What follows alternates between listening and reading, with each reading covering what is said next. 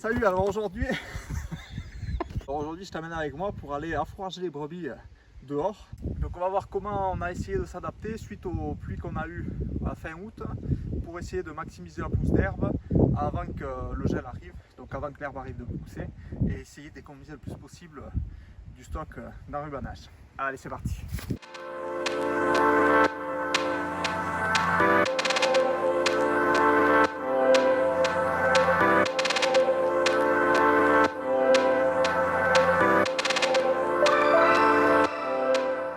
Bon alors je récapitule un peu. Cette année ça a été une année assez sèche à partir du mois de juillet. On a eu des très gros coups de chaleur. Tout le mois de juillet août a été très chaud. On n'a pas eu de précipitation. Et cette année on a eu un phénomène qui nous arrive de temps en temps mais qui est assez rare, c'est qu'on a eu énormément de criquets sauterelles. Et ça fait qu'on avait du stock sur pied d'avance, pour faire manger par les brebis. Donc du stock sur pied, c'est de l'herbe qu'on a laissé au printemps monter exprès pour la garder, pour la faire manger l'été quand il était sec. Mais ce stock sur pied a été ravagé par la canicule et par les sauterelles, donc c'est un peu la limite du système. Du coup, je me suis retrouvé, l'herbe qu'on avait sur les parcours, celle-là c'est assez bien conservé, j'ai pu faire manger les parcours par les brebis. Et là, on arrivait en septembre il avait fallu déjà donc trier de l'eau, faire un lot de brebis en état que j'avais continué à mettre sur les parcours, et un lot de brebis maigres que j'avais commencé à compléter avec l'enrubanage. Et donc on a eu de la chance parce qu'on a eu des orages fin août début septembre, donc on a eu quand même pas mal de pluie. Ça a permis vraiment de relancer les prairies qui avaient énormément souffert du sec. Et du coup là je voulais t'expliquer un peu pourquoi aujourd'hui, donc on est début octobre, pourquoi aujourd'hui, donc là c'est les derniers jours, mais pourquoi j'encourage encore au champ. Donc c'était, vu que les prairies ont énormément souffert du sec, il leur faut pas mal de temps déjà pour refaire leurs réserves, pour relancer la pousse. Et c'est pas au bout de 20 jours après la pluie, même au bout de 10 jours, qu'il y a de nouveau de l'herbe. Donc au début c'est très lent à redémarrer, et je voulais pas mettre de pression avec les brebis à ce moment-là, pour encore les fragiliser encore plus, déjà qu'ils ont pas mal souffert avec la sécheresse.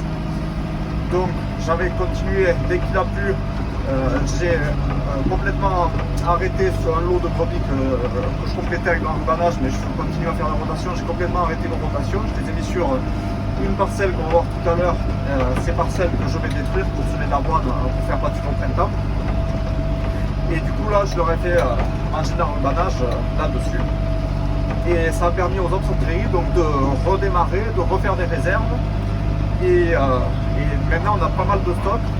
Donc l'herbe est bien repartie. Donc je vais pouvoir attaquer à remettre des brebis en rotation. Puis ça va tomber pour faire le flushing et pour préparer la lutte, ainsi que pour la lutte. Donc on devrait avoir pas mal d'agneaux à l'échographie cette année. Et c'est vrai qu'il aurait fallu théoriquement sortir les brebis plus tôt, les mettre plutôt en rotation pour créer du décalage. C'est-à-dire qu'avoir une prairie qui pousse, pas avoir tous les prairies qui poussent en même temps et toutes les prairies qui arrivent en gros à maturité en même temps. Donc il faut commencer à pâturer assez tôt pour créer ce décalage. Et ça j'ai décidé de ne pas le faire parce qu'on était un peu juste en stock, et ici il gèle assez tôt. Dès qu'il va geler, ça va énormément ralentir la pousse de l'herbe. Du coup là j'ai préféré maximiser la pousse de l'herbe avant de les geler. Et maintenant là je vais mettre des brebis en rotation. Et du coup il y a beaucoup d'herbe dans les prairies. Et donc tant pis si elles arrivent dans des prairies qui ont trop d'herbe, au moins je préfère gérer l'excès d'herbe que la pénurie. Voilà, et pour faire ça je suis accompagné du grand bébé.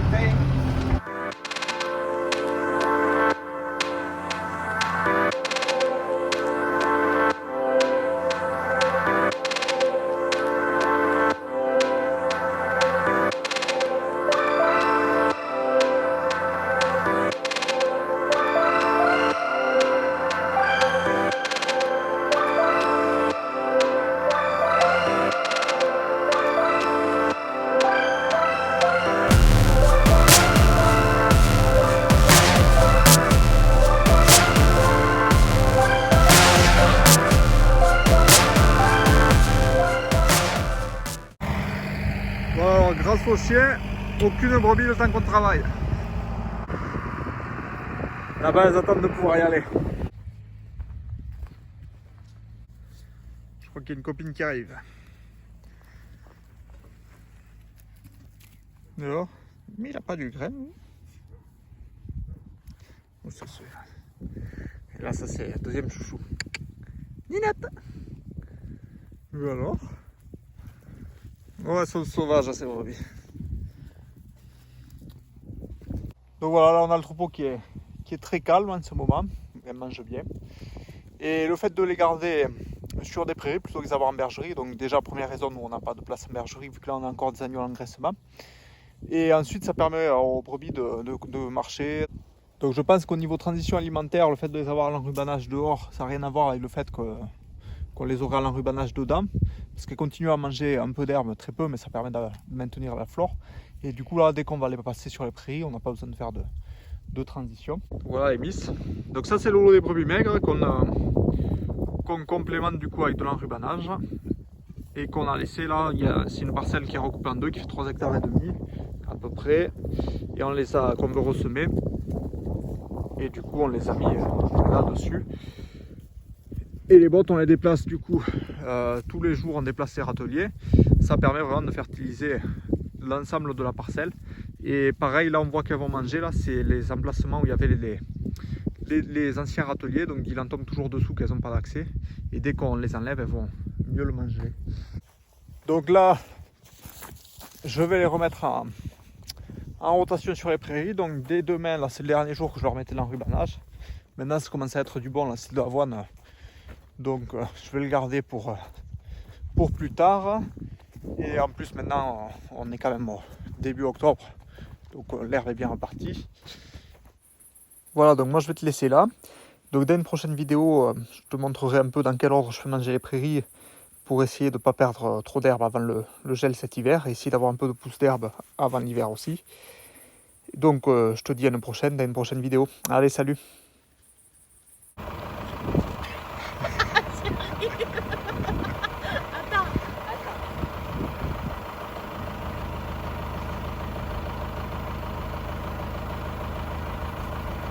Oui, vas-y!